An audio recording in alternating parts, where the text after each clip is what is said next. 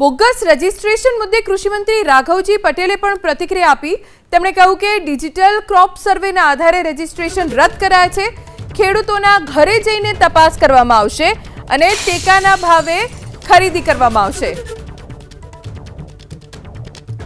1 લાખથી વધુ registration bogus થયા છે, જે ખરેખર મોટું કૌભાંડ કહેવાય। બોગસ રજીસ્ટ્રેશન મુદ્દે કૃષિમંત્રી રાઘવજી પટેલે પણ પ્રતિક્રિયા આપી અને તેમણે કહ્યું છે કે ડિજિટલ ક્રોપ સર્વેના આધારે રજીસ્ટ્રેશન હાલ પેન્ડિંગ રખાયા છે।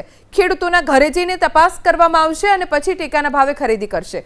જો કોઈ ખેડૂત પુરાવા સાથે પોતાની જણસ આપવા માંગે છે તો એક ખેડૂતને એડમિટ કરવામાં આવશે, તેની જણસને એડમિટ કરવામાં આવશે।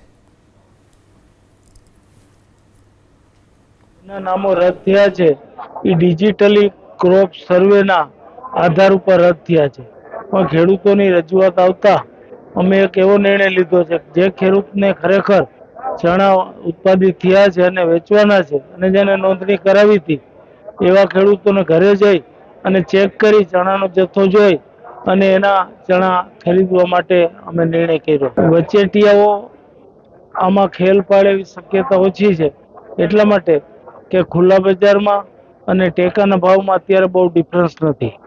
બીજી વાત એ છે કે આમાં જે અગાઉથી નોંધણી કરાવેલ ખેડૂતે જ પોતાનો માલ વેચી શકે છે અને એનું પેમેન્ટ પણ સીધે સીધું નોંધણી કરાવનાર ખેડૂતના ખાતામાં જમા થાય છે।